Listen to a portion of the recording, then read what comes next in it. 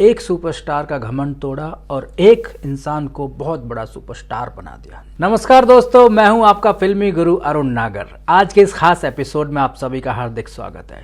दोस्तों, आज हम बात करेंगे हिंदी सिनेमा की एक बहुत ही बेहतरीन कामयाब फिल्म के बारे में, जिसने एक सुपरस्टार का घमंड तोड़ा और एक इंसान को बहुत बड़ा सुपरस्टार बना दिया। जी हाँ, हम बात कर रहे हैं फिल्म दीवार के बारे में।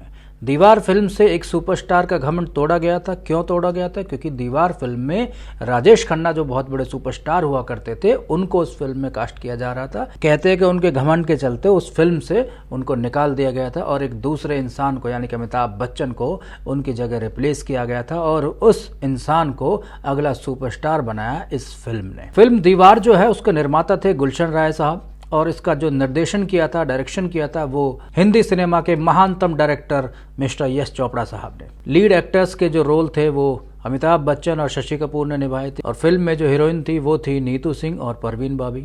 और अमिताभ बच्चन और शशि कपूर साहब की जो माँ का किरदार निभाया था, कालजयी किरदार इसको बोला जाता है कि एक हिस्टोरिकल किरदार, वो निभाया था निरूपा राय जी ने। फिल्म दीवार की जो पटकथा है, कहानी, डायलॉग्स जितने भी हैं, वो सब सलीम जावेद साहब ने लिखे थे। यह फिल्म सन 1961 में आई दिलीप कुमार साहब की super duper hit film Ganga Jamuna से प्रेरित थी, और यहाँ तक कि जो मैं आपको बता रहा हूँ कि मदर इंडिया से भी ये कहानी बहुत ज़्यादा मिलती जुलती थी। सलीम जावेद साहब ने 18 दिनों के अंदर इस फिल्म को लिखा था। यश चोपड़ा साहब बताते हैं कि इस फिल्म के जो डायलॉग्स थे वो इतने कसे हुए सलीम जावेद ने लिखे थे कि एडिटिंग पे जाकर एक भी डायलॉग को काटा नहीं गया था। जितना स्क्रिप्ट में लिखा गया था उतना ही फिल्म में दिखाया गया था। अमूमन क्या होता है कि फिल्म बना ली जाती है, डायलॉग्स बहुत सारे शूट कर लिए जाते हैं, लेकिन एडिटिंग पे जाकर उनको बहुत ज़्यादा कट कर दिया जाता है। लेकिन दीवार एकमात्र ऐसी फिल्म थी जो सलीम जावेद ने मिलकर लिखी थी, जिसका जो चीज़ उन्होंने स्क्रिप्ट में लिख दी वही चीज़ शूट हुई और वही चीज़ एडिट पे जाके फाइनल फिल्म में वो दिखाई गई। कोई भी डायलॉग इस फिल्म में काटा नहीं गया था। तो इतनी बेहतरीन सरस्वती माँ की कृपा इस फिल्म पे हुई थी कि ये फिल्म जो है इतनी बेहतरीन लिखी गई और फिल्म बनी भी वाकई में बहुत बेहतरीन। यहाँ तक कि यश चोपड़ा साहब कहते हैं कि ये फिल्म जो है वो शोले से भी बेहतर फिल्म थी, क्योंकि शोले एक एक्शन फिल्म थी लेकिन ये एक इमोशनल फिल्म थी। इस फिल्म में अमिताभ बच्चन ने जो किरदार निभाया था वो बम्बई के मशहूर स्मगलर हाजी मस्तान के जीवन पर आधारित था, मतलब इंस्पायर्ड था उनके असल जीवन से। इस फिल्म में अमिताभ बच्चन के छोटे भाई का किरदार निभाया था टैलेंटेड एक्टर शशि कपूर साहब ने। लेकिन एक बात आपको मैं बता दूं कि शशि कपूर एक्चुअल में अमिताभ बच्चन से 4 साल बड़े हैं। जब दीवार फिल्म रिलीज हुई थी साथियों, तो 100 हफ्ते तक लगातार चली थी। मतलब इतनी बड़ी हिट ये फिल्म हुई थी कि अमिताभ बच्चन का जो किरदार था उसको दर्शकों ने बहुत प्यार दिया और उन्हें लार्जर देन लाइफ हीरो बना दिया इस फिल्म के द्वारा। इस फिल्म से पहले जंजीर आई थी और जंजीर भी बहुत बड़ी हिट हुई थी, और जंजीर में भी जो अमिताभ बच्चन का रोल था वो बहुत गुस्सैल इंसान का था। सेम वैसा ही रोल उन्होंने इस फिल्म में भी आगे कैरी फॉरवर्ड किया, और इस फिल्म में भी वो एक ऐसे इंसान का किरदार निभाते हैं जो बहुत गुस्से वाला होता है। इस तरीके का जो किरदार था, और आम जिंदगी में भी उस जमाने में, ये 75 में रिलीज हुई थी ये फिल्म, और उस जमाने में इमरजेंसी वगैरह का इतना मतलब प्रकोप था कि हर इंसान जो है वो अपने ही आप से नाराज था। ग्रेजुएट लोग हो रहे थे, उनको जॉब नहीं मिल रही थी, तो अंदर अंदर एक कश्मकश लोगों के अंदर थी और लोग बहुत अपने आप से नाराज रहते थे। और जब ये फिल्म उन्होंने देखी तो उसी तरीके का किरदार अमिताभ बच्चन साहब का इस फिल्म में देखने को मिला। तो सबको लगा कि यार ये तो मेरा खुद का किरदार है, क्योंकि मैं भी अंदर से बहुत गुस्सा आजकल फील कर रहा हूँ, माहौल ही कुछ ऐसा बन रहा था। तो उस तरीके का जो किरदार अमिताभ बच्चन साहब ने निभाया था वो दर्शकों को ऐसा लगा कि ये मेरा अपना किरदार है, और लोगों ने इस फिल्म को बहुत बड़ी हिट बना दिया था। ये फिल्म जो है वो अमिताभ बच्चन के करियर में मील का पत्थर साबित हुई थी। सलीम जावेद की जोड़ी ने एक बेहतरीन कहानी इस फिल्म के द्वारा दर्शकों को दी थी, जिसने सिनेमा का जो स्वरूप है वही बदल दिया था। इस फिल्म में विजय का जो किरदार था, जो अमिताभ बच्चन ने निभाया था, वो एक्चुअल में फिल्म की पहली पसंद था ही नहीं। इस फिल्म में यश चोपड़ा साहब राजेश खन्ना को साइन कर चुके थे, पहले ही उनको साइनिंग अमाउंट दे भी चुके थे, लेकिन राजेश खन्ना इस फिल्म के लिए समय नहीं निकाल पा रहे थे और फाइनली उन्होंने फिल्म को करने से मना कर दिया था, जिसकी वजह से ये जो रोल है वो अमिताभ बच्चन की झोली में चला गया था। इस फिल्म में दिखाया गया था कि अमिताभ बच्चन और शशि कपूर दो सगे भाई होते हैं, जिनमें बड़ा जो होता है वो अमिताभ बच्चन यानी कि विजय होता है और छोटा रवि होता है। बचपन से ही विजय जो है वो तीखे तेवर वाला इंसान होता है और कुछ कर दिखाने का जुनून उस बच्चे के अंदर होता है। उस बच्चे की उम्र मात्र 8 साल होती है और वो अपना परिवार का पालन पोषण करने के लिए जूता पॉलिश करने का काम वो करना शुरू कर देता है। तो एक इंसान उसके पास जूता पॉलिश कराने आता है और जूता पॉलिश कराने के बाद वो 1 रुपये का या ऐसे कोई सिक्का उसके पास फेंकता है। तो वो बच्चा बोलता है, 8 साल का बच्चा बोलता है कि मैं फेंके हुए पैसे नहीं उठाता। तो एक बेहतरीन डायलॉग था इस फिल्म का ये कि मैं फेंके हुए पैसे नहीं उठाता। तो वो इंसान उस रुपये को उठाता है और उसके हाथ में दे देता है। तो ये एक बचपन से ही इस किरदार का जो एक टेंट्रम था वो दिखाया गया था कि ये बड़ा होकर कितना जोशीला इंसान ये बनने वाला है। तो ये 8 साल के उस किरदार में, उस बच्चे के किरदार में यश चोपड़ा साहब ने इतने बेहतरीन ढंग से उसको पेश किया था और सलीम जावेद ने इतना बेहतरीन ढंग से उसको लिखा था कि वो कैरेक्टर इतना सॉलिड कैरेक्टर बन पाया था। दोस्तों, जब ये फिल्म सलीम जावेद साहब ने लिखी थी तो यश चोपड़ा साहब के पास वो गए थे।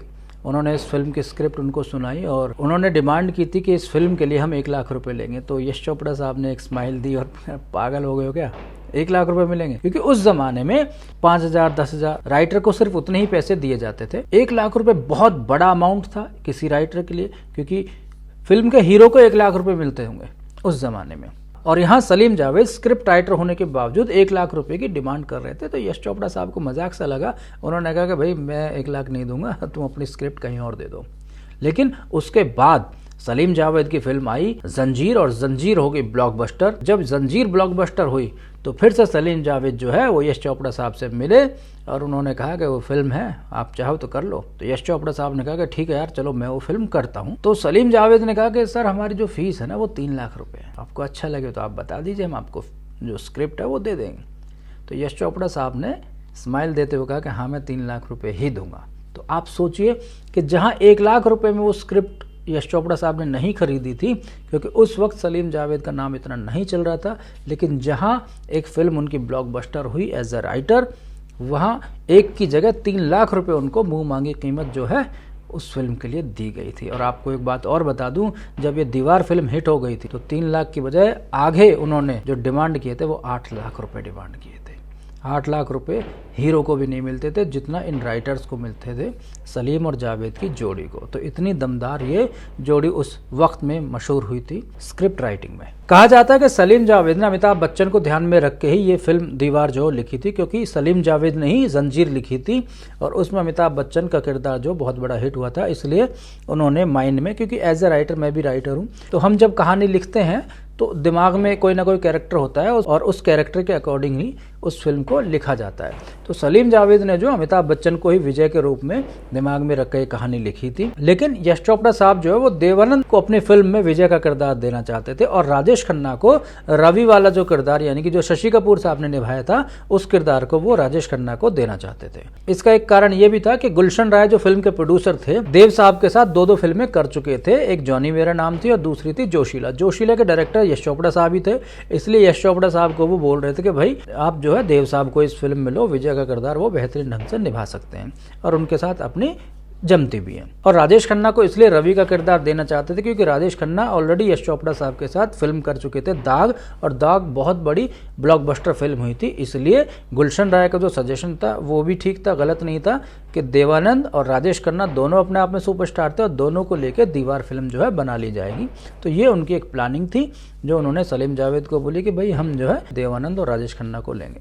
लेकिन जब देवानंद साहब को ये फिल्म की कहानी सुनाई गई तो उन्होंने इस फिल्म को करने में कोई दिलचस्पी नहीं दिखाई, मतलब देव साहब प्लानिंग से बाहर हो गए। अब बचे राजेश खन्ना। तो यश चोपड़ा साहब ने प्लानिंग में थोड़ी सी चेंजिंग की और जो देवानंद साहब निभाने वाले थे वो कैरेक्टर राजेश खन्ना को दे दिया, और राजेश खन्ना वाला जो किरदार था उसके लिए उन्होंने नवीन निश्चल से बात कर ली। नवीन निश्चल ने उस वक्त हाँ कर दी क्योंकि राजेश खन्ना बहुत बड़े सुपरस्टार थे और उनके साथ फिल्म करना बहुत बड़ा अपने आप में एक अपॉर्चुनिटी थी, तो उन्होंने उस फिल्म के लिए हाँ कर दी। माँ के कैरेक्टर के लिए यश चोपड़ा साहब ने वैजंतीमाला से बात की, लेकिन वैजंतीमाला ने कहा कि यार मैं तो अभी इतने यंग स्टेज में मैं माँ का किरदार जो है नहीं निभाऊंगी, तो उन्होंने उसको मना कर दिया था। तो यश चोपड़ा साहब ने राजेश खन्ना को साइनिंग अमाउंट दे दिया और उनको फिल्म की डेट्स वगैरह उनसे ले ली। लेकिन राजेश खन्ना क्योंकि बहुत बड़े सुपरस्टार थे, वो एक साथ बहुत सारी फिल्में कर रहे थे, तो वो इस फिल्म के लिए समय नहीं दे पा रहे थे, जिसकी वजह से ये फिल्म जो है बनने में देरी होने लगी थी इस फिल्म को। तो सलीम जावेद भी इतना बड़ा नाम हो चुके थे कि उनकी बातें जो है वो मानी जाने लगी थी। तो वो भी बार बार यश चोपड़ा साहब पे दबाव बना रहे थे कि आप राजेश खन्ना की जगह अमिताभ बच्चन को साइन कर लीजिए। तो फाइनली यश चोपड़ा साहब ने राजेश खन्ना को फ़ोन किया कि भाई अगर तुम समय नहीं दे पा रहे हो तो मैं अमिताभ को ले लेता हूँ इस फिल्म के लिए। तो राजेश खन्ना को उन्होंने मना कर दिया और अमिताभ बच्चन को उन्होंने साइन किया। अब जब राजेश खन्ना फिल्म से निकल गए तो नवीन निश्चल ने कहा कि यार राजेश खन्ना जो किरदार निभा रहे थे अब वो अमिताभ कर रहा, तो अमिताभ तो नया है मेरे से, अब मैं उसके छोटे भाई का किरदार निभाऊंगा तो मेरा किरदार जो वो दब जाएगा। तो नवीन निश्चल ने ये किरदार करने से मना कर दिया, जिसकी वजह से ये किरदार जो है शशि कपूर साहब की झोली में चला गया था। तो फाइनल कास्टिंग क्या हुई? फाइनल कास्टिंग में अमिताभ बच्चन विजय के किरदार में और रवि के किरदार में शशि कपूर साहब आ गए। और माँ का जो किरदार था वो वहीदा रहमान जी को लेना चाहते थे, लेकिन वहीदा रहमान जी उसी वक्त अमिताभ के साथ एक फिल्म कर रही थी कभी कभी, और उसमें अमिताभ की वो पत्नी का किरदार जो निभा रही थी। तो वहीदा जी ने कहा कि यार मैं एक फिल्म में तो पत्नी का किरदार निभा रही, दूसरी फिल्म में मैं उनकी माँ बन जाऊंगी तो दर्शक जो है इसको हजम नहीं कर पाएंगे, तो इसलिए ये किरदार मैं नहीं करूंगी। तो इस वजह से वहीदा जी ने वो किरदार जो है करने से मना कर दिया था।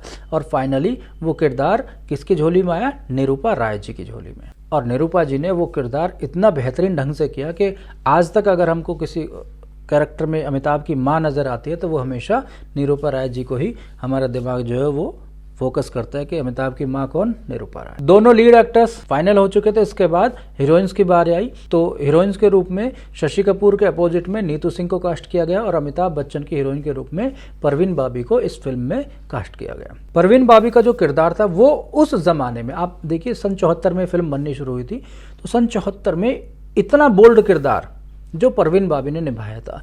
एक लड़की है जो सिगरेट पीती है, दारू पीती है, प्रेग्नेंट भी हो रही है। तो इस तरीके के जो किरदार थे वो उस दौर के सिनेमा में मतलब कभी नहीं आए थे उससे पहले, जो किरदार परवीन बाबी ने उस वक्त निभा दिया था। तो इतना बोल्ड किरदार था इस फिल्म का, इस हीरोइन का। साथियों अगर आपने फिल्म देखी तो आपने वो मंदिर वाला सीन भी देखा होगा जहां अमिताभ बच्चन जो है भगवान के सामने आके गिला शिकवा जो करते हैं भगवान शिव के सामने। तो वो मंदिर वाला जो सीन था वो करते वक्त अमिताभ बच्चन थोड़ा सा हेजिटेट हो रहे थे, घबरा रहे थे, क्योंकि उस सीन में अमिताभ बच्चन को भगवान को सीधे सीधे चुनौती देनी थी। तो ऐसा करने में अमिताभ बच्चन को थोड़ा सा डर फील हो रहा था, क्योंकि सीधा सीधा भगवान को चुनौती देना ये बहुत बड़ी बात थी अपने आप में, क्योंकि उससे पहले ऐसा कभी नहीं हुआ था। तो बच्चन साहब ने कहा कि यार अभी तो करियर मेरा चलना शुरू हुआ है, 1-2 फिल्में हिट हुई हैं, तो इस स्टेज पे अगर मैं सीधा भगवान के ही खिलाफ डायलॉग बोल दूंगा तो ऐसा हो सकता है कि जो मेरी ऑडियंस है वो नाराज हो जाए, तो ये उनके करियर के लिए जो है नुकसानदायक हो सकता है। तब यश चोपड़ा साहब ने अमिताभ बच्चन को समझाया और उनको बोला कि तुम जाओ कमरे में जाओ, थोड़ा सा सीन की जो है वो रिहर्सल जो है आप करो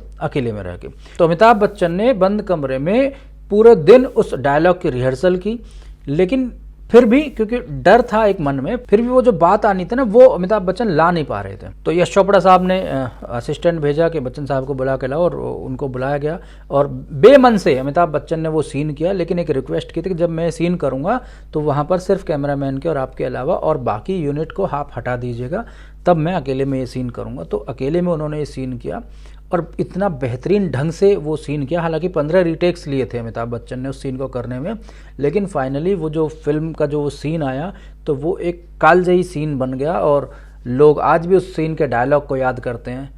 जो डायलॉग था उस सीन का, आज खुश तो बहुत होंगे तुम, ये जो डायलॉग था जब भगवान से अमिताभ बच्चन बोलते हैं आज खुश तो बहुत होंगे तुम, जो इंसान कभी तुम्हारी मंदिर की सीढ़ियाँ नहीं चढ़ा आज तुम्हारे सामने खड़ा है, आज खुश तो बहुत होंगे तुम।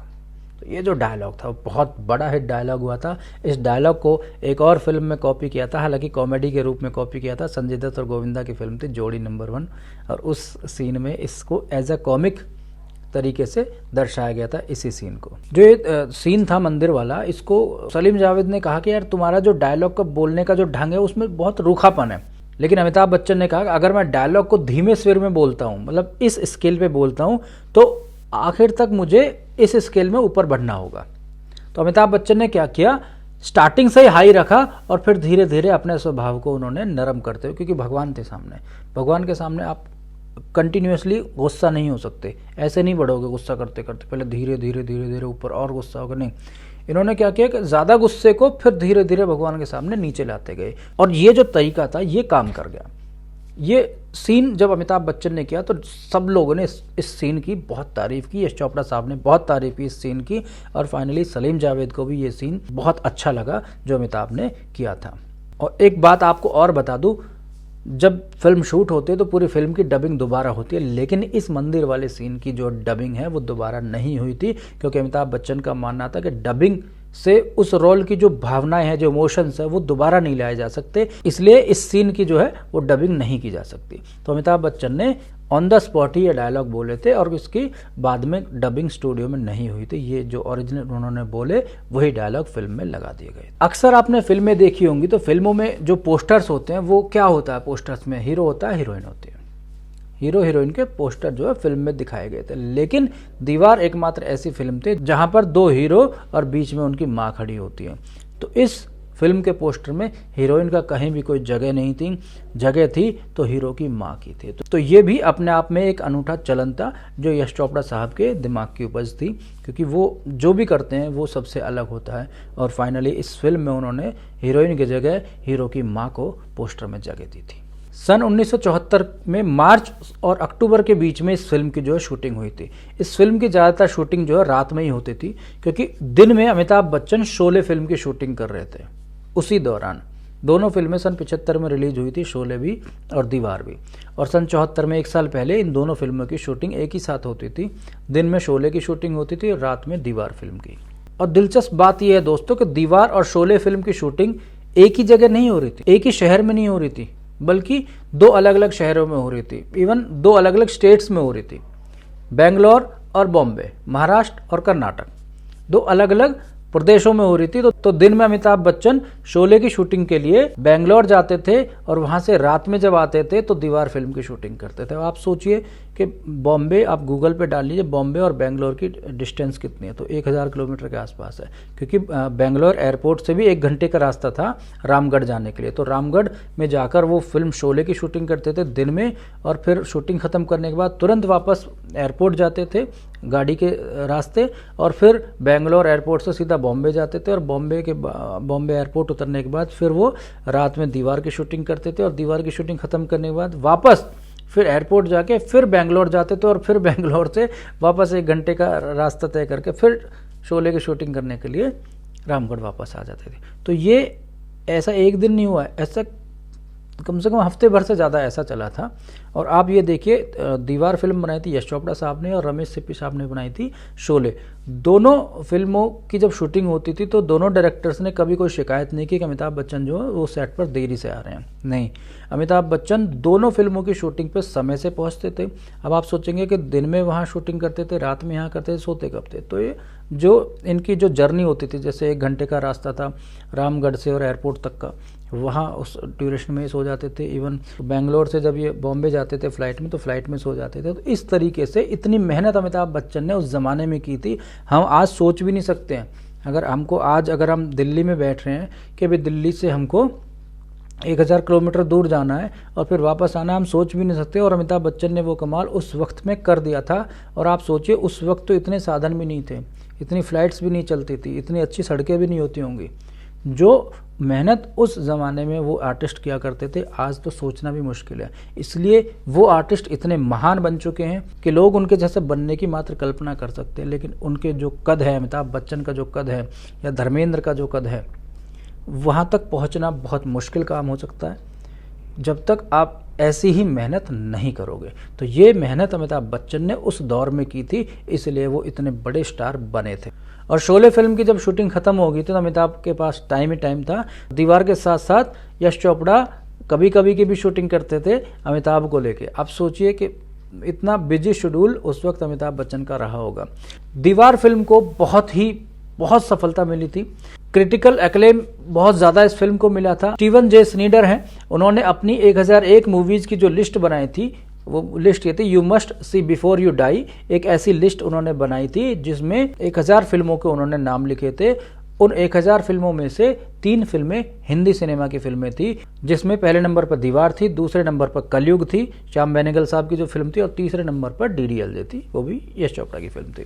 तो ये 3 फिल्में थी जो उन्होंने, स्टीवन जे स्नीडर ने अपनी 1000 मूवी की जो लिस्ट बनाई थी उसमें ये 3 फिल्में शामिल होती। तो आप सोच सकते हैं कि कितना बड़ा इस फिल्म का कद रहा होगा उस जमाने में। फोर्ब्स की जो पत्रिका है उसने भारतीय सिनेमा के 25 सर्वश्रेष्ठ अभिनय प्रदर्शन में अमिताभ बच्चन के अभिनय को जगह दी थी। दीवार पूरे 100 हफ्ते तक चलने वाली फिल्म थी और इसको एक क्लासिक फिल्म का दर्जा जो है हिंदी सिनेमा में मिला हुआ है। दीवार फिल्म में बहुत सारी रूल्स थे, वो सब तोड़े थे।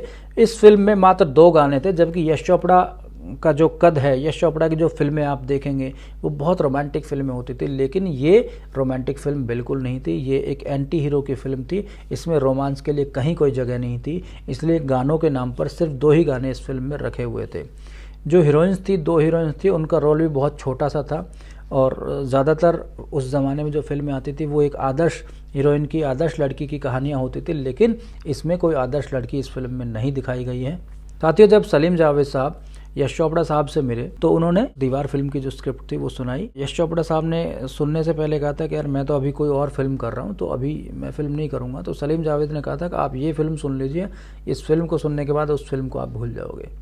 तो जब दीवार फिल्म की स्क्रिप्ट उनको सुनाएगी तो वाकई में यश चोपड़ा साहब हैरान हो गए, दंग रह गए। उन्होंने कहा कि ठीक है, मैं वो फिल्म रोक देता हूँ और इस फिल्म को मैं पहले बना लेता हूँ।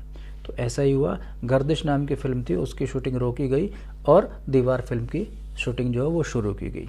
इसके पीछे एक कारण ये भी था कि यश चोपड़ा साहब को डर था कि कहीं ऐसा ना हो कि मैं उस फिल्म में लग जाऊं और इधर सलीम जावेद दीवार फिल्म की स्क्रिप्ट को किसी और को दे दें। तो ये एक डर भी था यश चोपड़ा साहब के मन में, इसलिए उन्होंने उस फिल्म को रोक के दीवार फिल्म को पहले बनाने की प्लानिंग की और ये वाकई में एक अच्छा डिसीजन भी था। ऐसा भी कहा जाता है कि जब राजेश खन्ना को इस फिल्म में लिया जा रहा था तो सलीम जावेद की राजेश खन्ना से कुछ अनबन हो गई थी, तो उन्होंने पूरा जोर लगा दिया था कि इस फिल्म में राजेश खन्ना को ना लिया जाए और फाइनली हुआ भी वैसा ही और राजेश खन्ना इस फिल्म से आउट हुए थे और अमिताभ बच्चन को इस फिल्म में इन किया गया था। जैसा कि मैं आपको स्टार्टिंग में बता चुका हूँ कि ये फिल्म जो है गंगा जमुना और मदर इंडिया से बहुत ज़्यादा प्रेरित थी।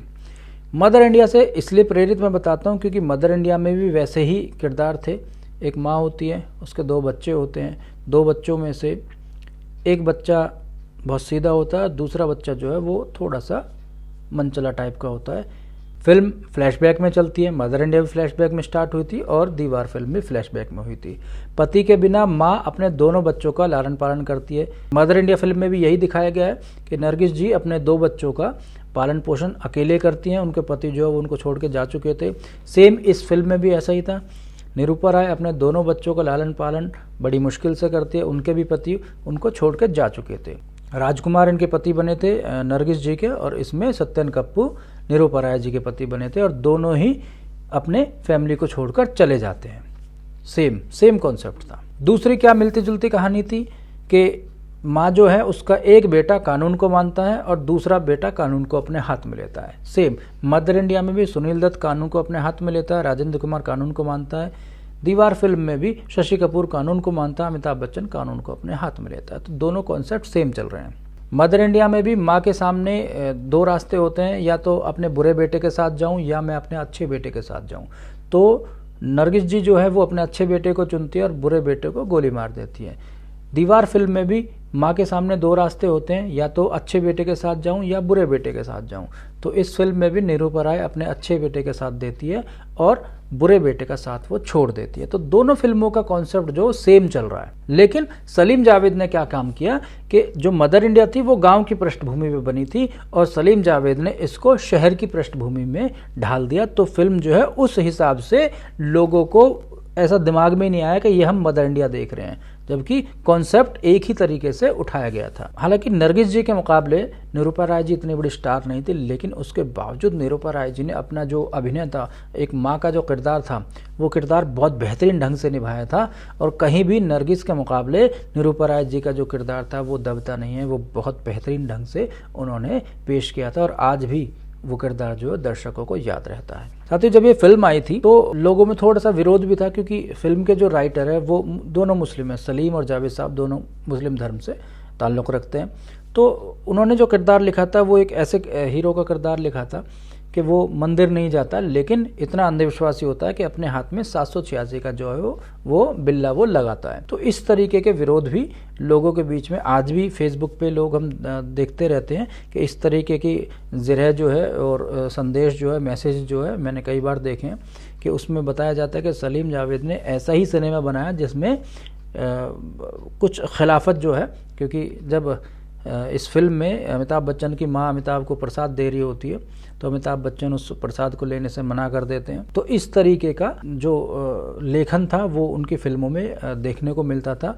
तो कुछ लोग इसको सिनेमा की लिबर्टी समझ लेते हैं और कुछ लोग इसका विरोध करते रहते हैं। तो दोनों तरीके की जो विचारधाराएं वो चलती रहती है समाज में। लेकिन जब फिल्म का एंड होता है तो जब माँ बीमार होती है तो वही अंधविश्वासी लड़का, वही अंधविश्वासी अमिताभ बच्चन अपनी माँ की सलामती की दुआ मांगने के लिए मंदिर जाता है। मंदिर में भगवान शिव के सामने वो डायलॉग बोलता है कि आज खुश तो बहुत होंगे तुम, मैंने जो पाप किए हैं उसकी सज़ा आप मेरी माँ को मत दो, आप चाहे मेरी जान ले लो लेकिन मेरी माँ की जान बचा दो। तो इस तरीके से फाइनली उस हीरो को, जो एक अंधविश्वासी होता है, जो कभी भगवान को नहीं मानता है, फाइनली उसको भी भगवान के चरणों में आना पड़ता है और भगवान से अपनी माँ की सलामती की दुआ मांगनी पड़ती है। और उसमें दिखाया भी गया है कि उनकी माँ की जो तबीयत वो ठीक हो भी जाती है, तो भगवान उनकी जो उस मुराद को वो पूरी भी करते हैं। इस फिल्म का जो डेथ सीन था अमिताभ बच्चन का साथियों, तो उस डेथ सीन में सलीम जावेद ने कोई भी डायलॉग नहीं लिखे थे।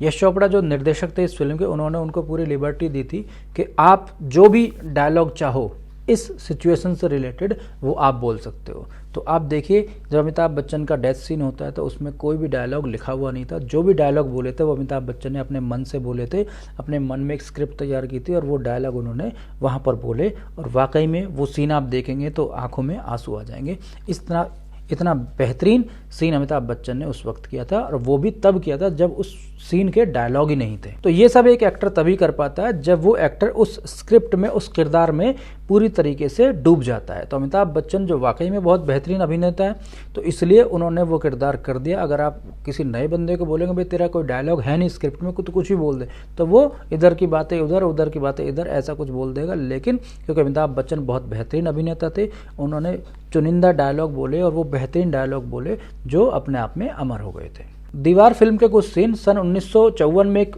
हॉलीवुड की फिल्म आई थी एलिया कजान की। फिल्म का नाम था ऑन द वाटर फ्रंट।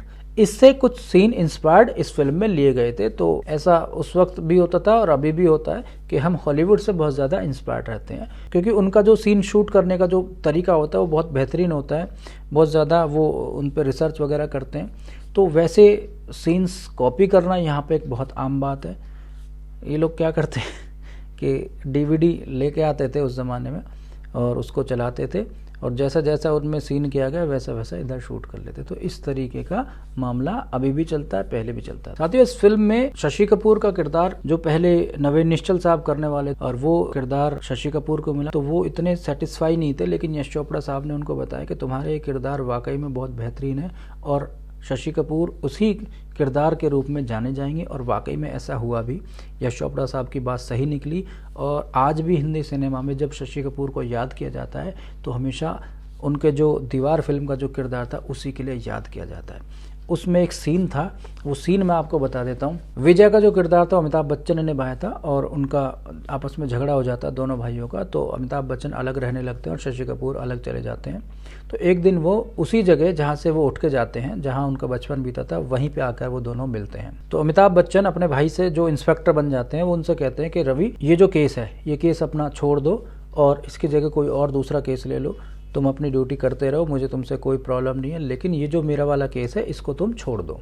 तो रवि कहता है, यानी कि शशि कपूर साहब कहते हैं कि ये मेरे उसूलों के खिलाफ है और मैं कोई दूसरा केस नहीं ले सकता। तब अमिताभ बच्चन गुस्से में एक डायलॉग बोलते हैं, उफ तुम्हारे उसूल, तुम्हारे आदर्श, तुम्हारे सारे उसूलों को गूंथ कर एक वक्त की रोटी नहीं बनाई जा सकती। क्या दिया है तुम्हारे आदर्शों ने? एक 400-500 रुपए की पुलिस की नौकरी, एक किराए का क्वार्टर, एक ड्यूटी की जीप, 2 जोड़ी खाकी वर्दी। आज मेरे पास बिल्डिंग है, प्रॉपर्टी है, बैंक बैलेंस है, बंगला है, गाड़ी है, क्या है तुम्हारे पास?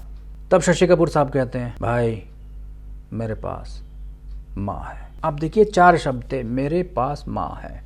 ये 4 शब्द शशि कपूर साहब ने बोले थे और ये 4 शब्द के डायलॉग में शशि कपूर का किरदार जीवन भर के लिए अमर हो गया। आज भी जब शशि कपूर को याद किया जाता है तो वो यही डायलॉग बोला जाता है कि दीवार फिल्म में शशि कपूर ने क्या डायलॉग बोला था कि मेरे पास माँ है।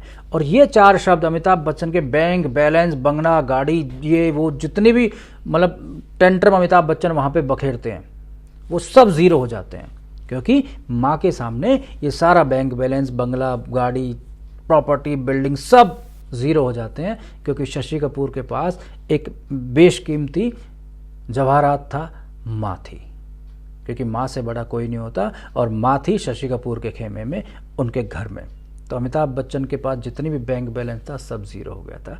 तो वो किरदार जहाँ पूरी फिल्म में अमिताभ बच्चन शशि कपूर से अव्वल थे, उस एकमात्र सीन में अमिताभ बच्चन जो है वो डाउन हो जाते हैं और शशि कपूर का किरदार अमर हो जाता है उस सीन में। और वाकई में यश चोपड़ा साहब ने जो बात बोली थी कि शशि तुम्हारा एक जो ये किरदार है रवि वाला, ये किरदार तुम्हारी बाकी फिल्मों से बहुत बड़ा होने वाला है। हालांकि उसकी ड्यूरेशन बहुत कम थी, लेकिन उस फिल्म का जो वजन था, उस किरदार का जो वजन था वो बहुत ज़्यादा था, और वाकई में ऐसा हुआ भी। इस फिल्म में एक सीन है डाक पे, अमिताभ बच्चन का एक सीन है, उन्होंने एक कमीज जो है वो ऐसे गांठ बांधी हुई थी, तो उसका भी एक दिलचस्प किस्सा है। उनको एक कमीज जो है वो बनवाने के लिए दी थी, लेकिन इतनी टेक्नोलॉजी नहीं थी, फोन्स नहीं चलते थे, तो जो दर्जी है उसने पता नहीं कैसे किस गलत फहमी में वो जो कमीज थी वो इतनी लंबी बना दी कि वो घुटनों तक आ गई। अब दो काम हो सकते थे, या तो हम वेट करें और यूनिट जाके नई कमीज बनवा के लाए अमिताभ बच्चन के लिए, या शूटिंग कैंसिल कर दे। तो अमिताभ बच्चन साहब ने एक सजेशन दिया कि एक काम करते हैं, कमीज में पहन लेता हूँ और इसकी गांठ बांध लेता हूँ, तो ये सीन भी हो जाएगा और प्रॉब्लम भी नहीं होगी। और ये वाकई में ये जो सीन में ऐसे गांठ बांधी थी तो वो एक चलन ही बन गया था। उसके बाद बहुत सारे एक्टर्स, आप मिथुन की फिल्में देखना, मिथुन भी वैसे ही ऐसे कमीज में गांठ बांधने के जो सीन है वो करने लगे थे इस फिल्म के बाद। तो ये इत्तेफाकन ऐसा हुआ था कि अमिताभ बच्चन ने इस तरीके से कमीज में वो गांठ मारी थी। ये फिल्म दोस्तों इतनी बड़ी हिट हुई थी, जितनी भी टेरिटरी थी उन सभी टेरिटरी से 1-1 करोड़ से ज्यादा का बिजनेस इस फिल्म ने किया था। 1-1 करोड़ का बिजनेस उस वक्त इसलिए भी बहुत बड़ा था, आजकल तो 100 करोड़ 500 करोड़ 1000 करोड़ ऐसे हो जाता है, लेकिन उस वक्त एक टेरिटरी से 1 करोड़ रुपए आना बहुत बड़ी बात होती थी, क्योंकि फिल्म का जो टिकट का जो प्राइस होता था वो 2 रुपये होता था, 1 रुपये होता था। आज तो 500 रुपये 600 रुपये 400 रुपये, लेकिन उस वक्त 2 रुपये होता। तो 2-2 रुपये के हिसाब से 1 करोड़ रुपए होना एक टेरिटरी से कितनी बड़ी बात थी। तो कितने लोगों ने वो फिल्म देखी होगी, तो क्या क्रेज़ रहा होगा इस फिल्म का। ये फिल्म जो है 100 हफ्ते से ज़्यादा इसलिए चली थी क्योंकि इस फिल्म का क्रेज बहुत ज्यादा था। एक खास बात और है इस फिल्म में, नीतू सिंह जो शशि कपूर की प्रेमिका की भूमिका इस फिल्म में निभाई थी। असल जीवन में नीतू सिंह जो है वो शशि कपूर के भतीजे हैं, ऋषि कपूर उनकी वाइफ है असल जीवन में, जो अपने चाचा ससुर के साथ इस फिल्म में उनकी प्रेमिका बनकर आई थी। दीवार फिल्म को कई पुरस्कार भी मिले हैं, लेकिन अपने जीवन का सर्वश्रेष्ठ अभिनय करने के बावजूद भी अमिताभ बच्चन को इस फिल्म के लिए फिल्म फेयर का बेस्ट एक्टर का अवार्ड नहीं मिला था। आप सोचिए, इतना बेहतरीन अभिनय अमिताभ बच्चन ने इस फिल्म में किया था, उसके बावजूद उनको इस फिल्म के लिए अवार्ड नहीं मिला था। हालांकि बेस्ट सपोर्टिंग एक्टर का अवार्ड मिला था शशि कपूर साहब को, दीवार फिल्म को भी बाकी और कई अवार्ड मिले थे, लेकिन अमिताभ बच्चन को इस फिल्म से अवार्ड नहीं मिला, जबकि उन्होंने बहुत बेहतरीन अभिनय इस फिल्म में किया था। उस साल फिल्म फेयर ने फिल्म आंधी, संजीव कुमार साहब की फिल्म आंधी थी, सर्वश्रेष्ठ अभिनेता का पुरस्कार संजीव कुमार को उस फिल्म के लिए दिया गया था। दीवार फिल्म में अमिताभ बच्चन का रोल मशहूर स्मगलर हाजी मस्तान की जिंदगी से प्रेरित था। फिल्म में जो विलन है मदन पुरी, मैं अपने दर्शकों को बता दूं कि मदन पुरी साहब जो है वो अमरीश पुरी के रियल ब्रदर हैं। अमरीश पुरी के आने से पहले मदन पुरी बहुत बड़े विलन रह चुके हैं फिल्म इंडस्ट्री में, उसके बाद अमरीश पुरी ने अपना जो है वो जगह संभाली थी। तो मदन पुरी का जो किरदार था वो हाजी मस्तान का जो दुश्मन होता है, प्रतिद्वंदी जो होता है, उसका नाम था सुकूर नारायण बखिया, उसकी जिंदगी से प्रेरित मदनपुरी का जो किरदार था वो था। इस फिल्म का एक डायलॉग था, अमिताभ बच्चन कुछ गुंडे जो है उनको ढूंढ रहे होते हैं, तो अमिताभ बच्चन एक गोडाउन में उनका इंतजार कर रहे होते हैं, तुम मुझे बाहर ढूंढ रहे हो और मैं तुम्हारा यहाँ पर इंतजार कर रहा हूँ।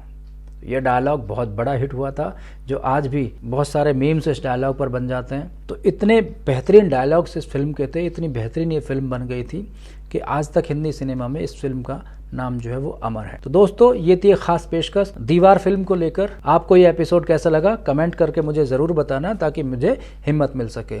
और जो हमारे दर्शक नए हैं उनसे मैं रिक्वेस्ट करता हूँ कि हमारे इस वीडियो को लाइक करें और हमारे चैनल को सब्सक्राइब करें, ताकि हमको हिम्मत मिले, हमारी जो भी नेक्स्ट वीडियो होंगी उसका नोटिफिकेशन आपको पहले से पहले मिल जाया करेगा। तो इसलिए आप लाइक कीजिए, सब्सक्राइब कीजिए और बेल आइकन को ज़रूर दबाइए। चलिए, मिलता हूँ फिर अगले एपिसोड में। जय हिंद।